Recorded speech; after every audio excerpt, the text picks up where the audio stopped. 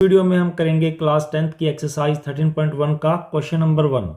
To cubes each of volume 64 centimetre cube are joint end to end, find the surface area of the resulting cuboid. Question के अंदर हमें दो cubes दिए गए हैं जिसमें से हर एक का वॉल्यूम 64 सेंटीमीटर क्यूब है और हमें इन दोनों क्यूब्स को एंड टू एंड इस तरह से ज्वाइन करना है।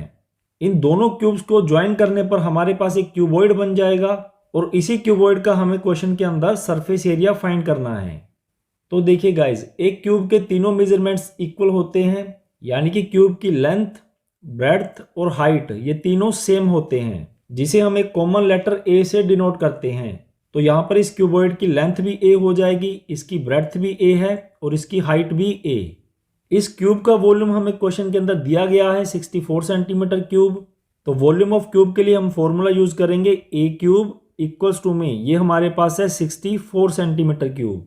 अब यहां से हम a की वैल्यू को फाइंड करेंगे, तो a क्यूब यहां पर हमारा एज इट इज रहेगा इक्वल्स टू में 64 की जगह पर हम लिख सकते हैं 4 क्यूब, क्योंकि 4 का क्यूब करने पर हमें 64 मिलता है।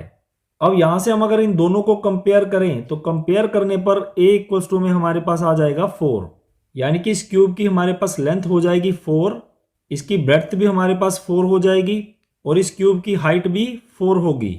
अब ये दोनों क्यूब बिल्कुल सेम हैं, तो इसकी लेंथ भी 4 सेंटीमीटर होगी, इसकी ब्रेड्थ भी 4 सेंटीमीटर और इसकी हाइट भी 4 सेंटीमीटर।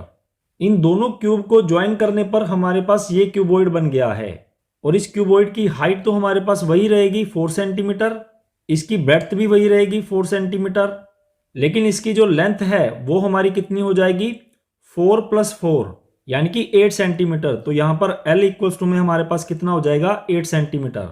अब रिजल्टिंग क्यूबॉइड के हमने तीनों मेजरमेंट्स फाइंड कर लिए हैं, तो इजीली हम इसका सरफेस एरिया फाइंड कर सकते हैं। तो पहले इसको इरेज कर देते हैं। यहां पर लिखेंगे surface area of resulting cuboid, और क्यूबॉइड के सरफेस एरिया का फॉर्मूला होता है 2 ब्रैकेट में L × B + B × H + H × L।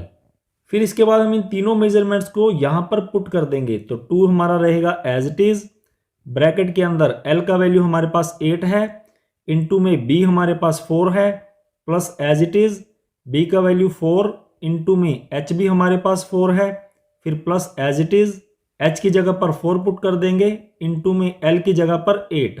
फिर इसके बाद देखिए 2 रहेगा एज इट इज, ब्रैकेट के अंदर 8 × 4 = 32, प्लस में 4 × 4 = 16, प्लस में 4 × 8 = 32।